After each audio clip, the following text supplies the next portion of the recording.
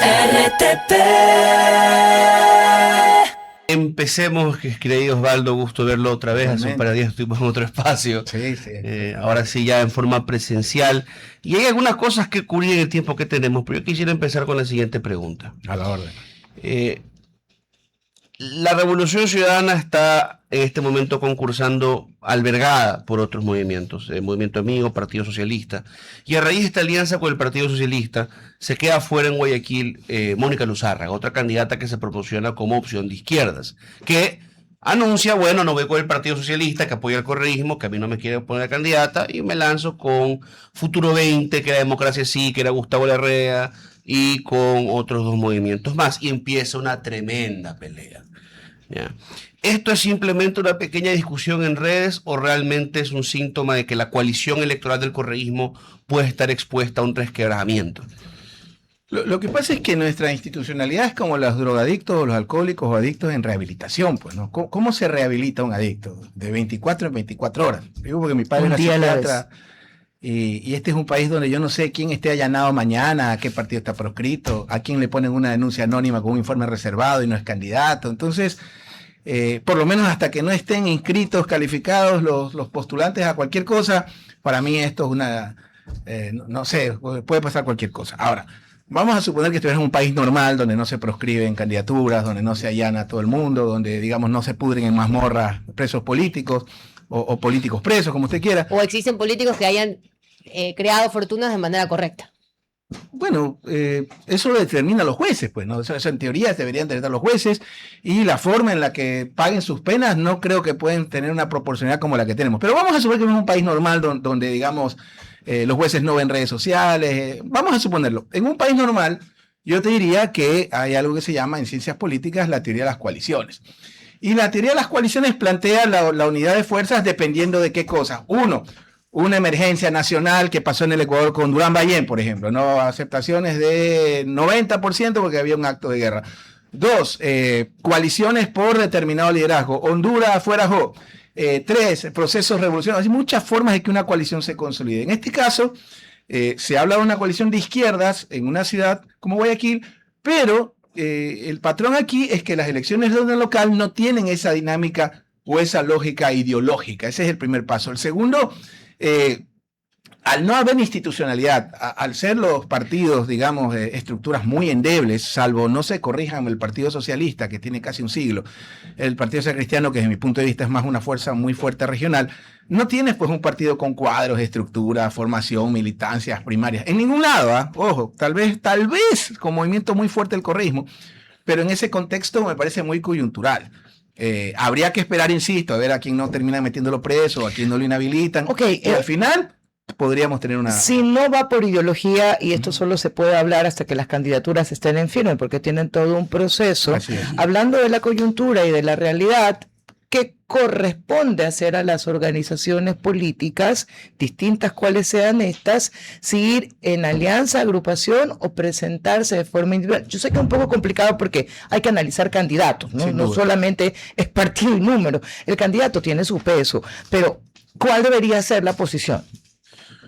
Bueno, volvemos al principio, al no haber estructuras institucionalizadas, partidistas, con cuadros, etcétera, etcétera, y al ser un tema muy coyuntural, muy mediático, es muy difícil establecerlo. Hay un ingrediente adicional y en eso puedo quizás entender un poco al correísmo, ¿no? Álvarez le solucionó un tema al correísmo, les trajo un nuevo mártir, digamos, le refrescó, ya como que la figura de Glass estaba desgastada, ahora tiene un nuevo mártir. Y que nunca tuvo el impacto Glass realmente, ¿no? Yo creo que sí, pero bueno, eso podemos discutir. El mártir de ellos, por si acaso. Sí. ¿No? Entonces ya tiene un nuevo mártir que es Aquiles Álvarez, donde ha habido una alianza. Entonces hay un jugador que está ausente, que está detenido. Creo que la justicia debe determinar las razones y si es válido. Lo que yo cuestiono es la forma en la que está detenido y dónde. Pero al margen de eso, digamos, va a depender mucho de ese factor también. Aquí hay otro jugador que se llama Reto, que es el aquilismo, que es parte de esta, digamos, de esta conversación, que está en esa mesa probablemente. Pero ahí le hago otra pregunta. Con ¿no? gusto, querido. Aquiles Álvarez sentado en el sillón del medio es una fuerza política. Sigue siéndola desde la cárcel y perdiendo el control del municipio? Bueno, o sea, ¿hay un aquilismo sin municipio de Guayaquil? Hay un aquilismo, digamos, que genera contenidos todos los días, porque hay una opinión pública dividida. Por un lado, los que pensamos que no debería estar en una mazmorra muriéndose, y por otro lado, la gente que cree que se lo merece. No, pero a ver, yo pienso que nadie, ni siquiera los culpables, merecen un trato injusto, arbitrario o cruel.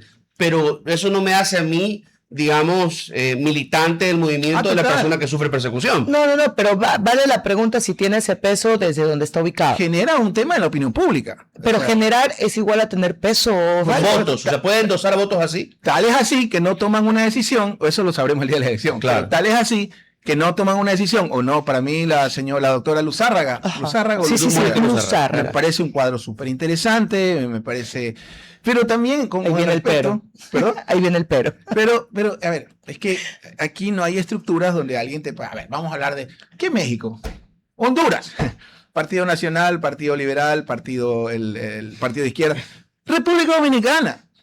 Esos países que muchos dicen despectivamente repúblicas bananeras, ¿ya? Son países que tienen una institucionalidad, al menos partidaria, más fuerte que nosotros, años luz. Ya, pero Osvaldo, no hable desde lo que no tenemos, sino desde la realidad, porque al final nos quedamos entrampados en lo que no podemos hacer porque no tenemos esta institucionalidad. Ya, pero toca cambiarlo. Difícil, lo veo.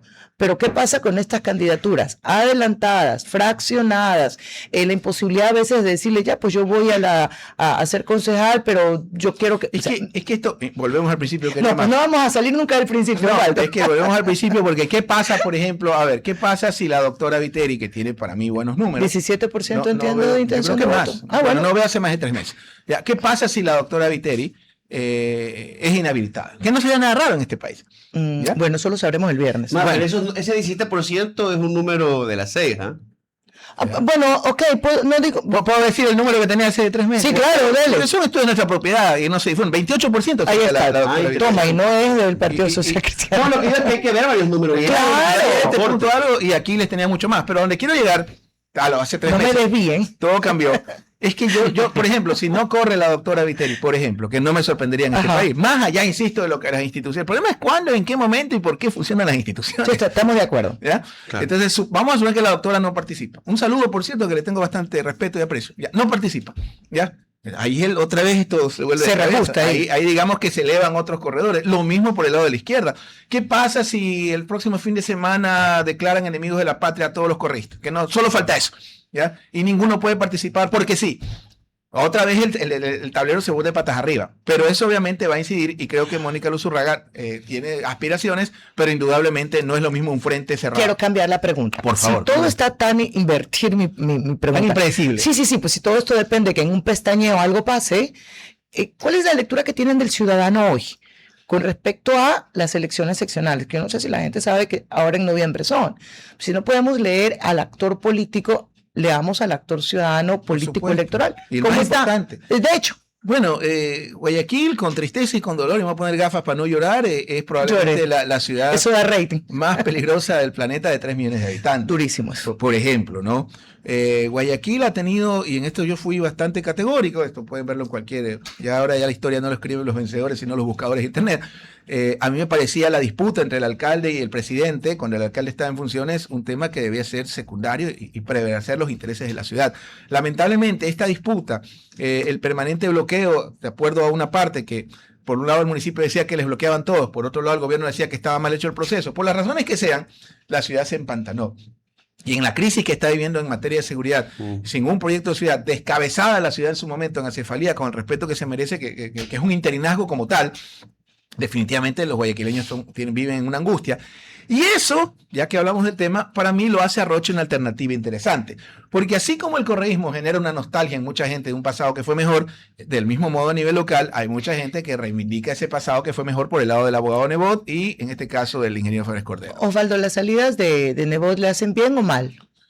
Bueno, la verdad, lo vi en campaña. Me sorprendió, la verdad pensé que era IA cuando decía que el gobierno no ha hecho nada, lo revisé 4 veces. De hecho, es dramático. Seguro que esto no es IA. Dramático. No, la verdad que lo estaba esperando, llevaba meses esperando eso. Pero en todo caso, Lo esperó en la convención que dijo algo así. el alcalde emérito, como yo lo denomino cuando lo he visto pocas veces, un saludo al abogado Nebot, el alcalde emérito, digamos, es una voz que tiene un peso, sobre todo a nivel local. Pero no está contestando, ¿le hace bien o no Yo a creo la que sí, campaña de Roche? por supuesto. En la Lo que pasa figura es de que- independencia, de poder, y no ser digamos, el encargado, el padrino y el ahijado. Tal vez si fuera apellido Nebot, porque Ajá. ahorita la gente está muy bronqueada con las dinastías. ¿Ya? Tal vez así, pero Puede ser. obviamente Roche, una vez que esté calificado e inscrito, porque tampoco me sorprendería. Ahí le pregunto algo más, Osvaldo. Con gusto. La gente está bloqueada con las dinastías. Pero- ¿En redes o en territorio? Porque claro, Ok, o sea, me gusta. los que pensamos y discutimos en la política nacional, esos miles de usuarios y un usuario más, sí ponderamos eso, pero uno va, por ejemplo, el Cantón San Borondón y don Coco Yunes es líder y profeta.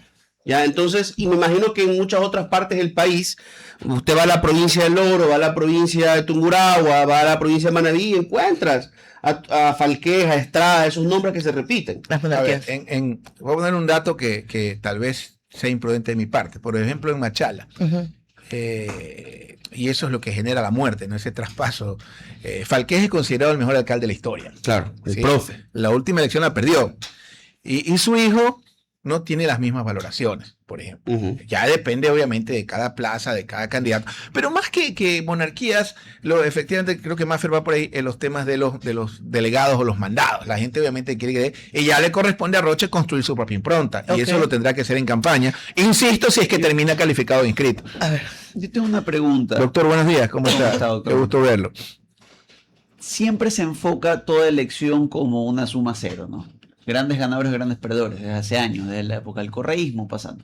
¿Es realmente la elección seccional un termómetro de la política? Es decir, si mañana hay una gran victoria, una gran derrota de los candidatos del gobierno, de la oposición, ¿cómo configura eso hacia el futuro? ¿O hoy no tiene incidencia ya la elección seccional en la política nacional? Hay plazas y plazas, ¿no? Qué casualidad que el alcalde de Cuenca, que esto es una chifladura, o sea, está inhabilitado por decirle fulana a una persona.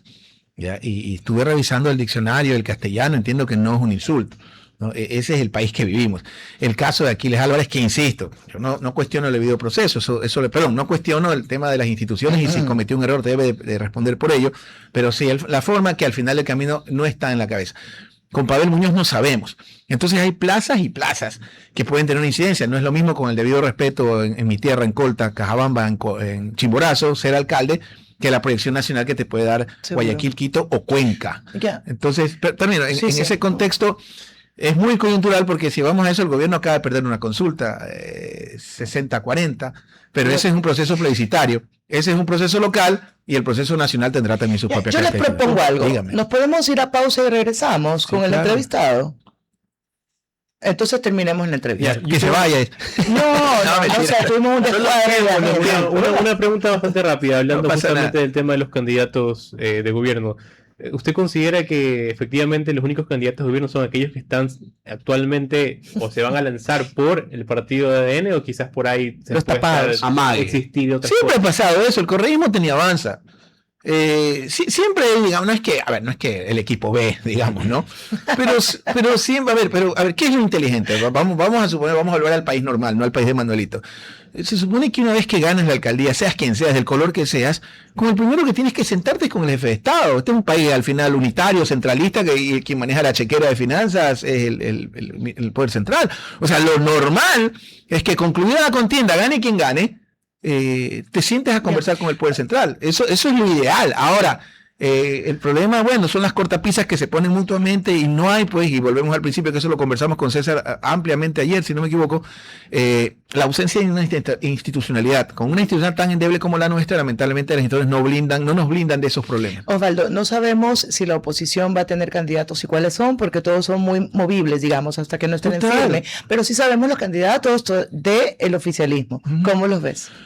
Bueno, yo discrepo con muchos colegas. Creo que en Guayas y Guayaquil han hecho una buena apuesta, o sea, han sacado los mejores cuadros que tienen.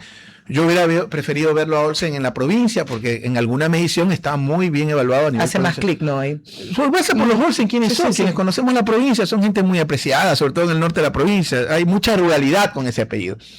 Pero bueno, tomó la decisión de Guayaquil. Y bueno, ya le corresponde al señor Olsen hacer su campaña. Creo que es uno de los mejores cuadros por visibilidad nacional. Y Guzmán, contrario a lo que, más allá de lo que yo piense como asambleísta, creo que fue un concejal regular que asistía permanentemente. Creo que es una buena campaña para prefecto, sacó un buen resultado sin maquinaria, sin aparato, creo que segundo o tercero, pero con buenos números. Así que creo que en Guayas están jugando con lo mejor que tienen. En Pichincha, bueno, Pichincha es distinto, es la capital, allá con 20 puntos un cristiano es alcalde. Hay buenas opciones, está Merino, está el mismo Yunda. Yunda para mí es extraordinario como comunicación política, ¿no? El boli, las mascotas, canta. Vestido de doctor. Es médico. Es médico. Sí, totalmente. Pero vestido, camina vestido. A decir le vamos a decir con gusto doctor, Jumbo. No sé si será que me disculpe, no sé si Averroes Bucarán sigue vivo, si sigue un saludo. Entre los políticos se decían, yo no me dejaría ni tomar la presión nunca tengo que tomar la presión de un médico político. Osvaldo, muchísimas gracias por esta cosa. Nos quedamos con Y Otto Fernández le quiso disparar en el Congreso. ¿También? A su médico, a un diputado también. Osvaldo, gracias. No, por favor. Le quiso disparar. Le disparó. Le disparó, sí. Casi lo mata. Intento irme a pausa. Vamos a pausa. Ya. RTP